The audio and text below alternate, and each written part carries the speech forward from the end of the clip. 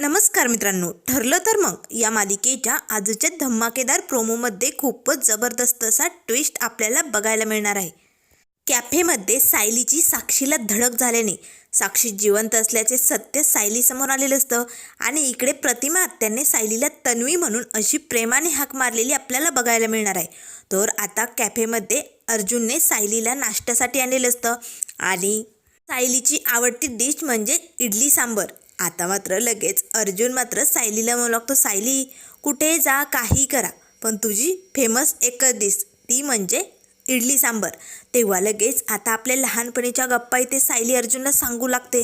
दोघेही गप्पा मारत असताना सायलीच्या लक्षात येतं की तिचा मोबाईल चार्ज करायचा राहिलाय. आता लगेच पटकन अर्जुन तिचा मोबाईल चार्ज करण्यासाठी पुढे येतो. तेवढ्यात आता सचिन आणि साक्षी तिथे आलेले असतात. सचिन आपली ऑर्डर घेण्यासाठी पुढे येतो आणि आता अर्जुनला बघताच त्याला धक्काच बसतो. तो तिकडनं पळ काढतो आणि आता साक्षीला पटकन आपलं पार्सल घेऊन घरी ये, माझं महत्त्वाचं काम आहे असं सांगू लागतो आणि तो तिकडनं बाहेर निघून जातो. आता मात्र साक्षी आपले पार्सल घेत असते. तेवढ्यात अर्जुनला आता फोन येतो आणि त्याला अर्जंट आता निघावं लागतं. त्याच वेळेस सायली म्हणू लागते, तुम्ही निवांत कॉफी प्या, मी आलेच, मोबाईल चार्जला लावलाय ना तो घेऊन येते. आता सायली पटकन आपला मोबाईल घेते आणि तिकडनं निघालेली असताना साक्षीला तिचा धक्का लागतो. आता साक्षीच्या हातलं पार्सल जे असतं ना ते खाली पडलेलं असतं. साक्षी पटकन ते पार्सल उचलणार तेच दोघींची समोरासमोर आता एक नजर झालेली असते. आता मात्र सायलीने या साक्षीला बघितलेलं असतं. साक्षी पटकन आपला जो मास्क असतो तो चेहऱ्याला लावते आणि चष्माही डोळ्यांना लावते. पण मात्र साक्षीने एका क्षणात तिकडनं पळ काढलेला असतो. पण सायलीने मात्र या साक्षीला ओळखलेलं असतं. तेवढ्यात ती आता अर्जुनला आवाज देते, अहो इथे मी साक्षीला बघितलं. आता सायली अर्जुन दोघेही धावतच बाहेर येतात. पण सचिन आणि साक्षी तिकडनं तोपर्यंत निघून जातात. त्याच वेळेस आता अर्जुन लागतो, साक्षी कशी जिवंत असू शकते सायली, ती तर केव्हाच जेलमध्ये मेली ना. तेव्हा सायली म्हणू लागते, ते सगळं मला माहिती आहे पण मी तिला बघितलंय, मी तिला ओळखलंय. अर्जुन आता साक्षीला मरून खूप दिवस झाले, ती जिवंत नाही आहे, मी स्वतः सगळं काही केलं आहे तिचं. तेव्हा लगेच आता सायली म्हणू लागते, हो का, मग ती दुसरी मुलगी असेल का. पण तरी सायलीच्या मनातले विचार काही जात नाही.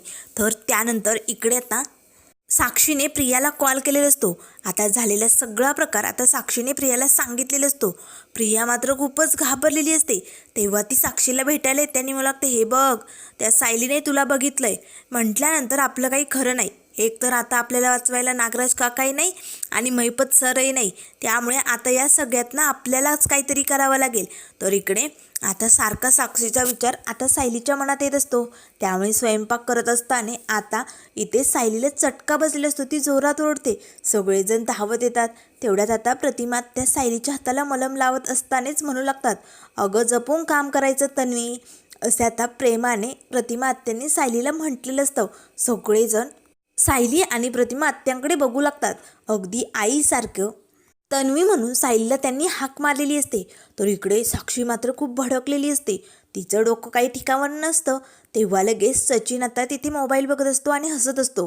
त्याच वेळेस साक्षी येते आणि मला लागते, दाखव तुझा मोबाईल, मला दाखव. तेव्हा लगेच आता सचिन मला लागतो, सॅम त्यात असं काही नाही आहे दाखवण्यासारखं. तेव्हा लगेच आता साक्षी मला लागते, दाखव म्हटलं ना दाखवायचं.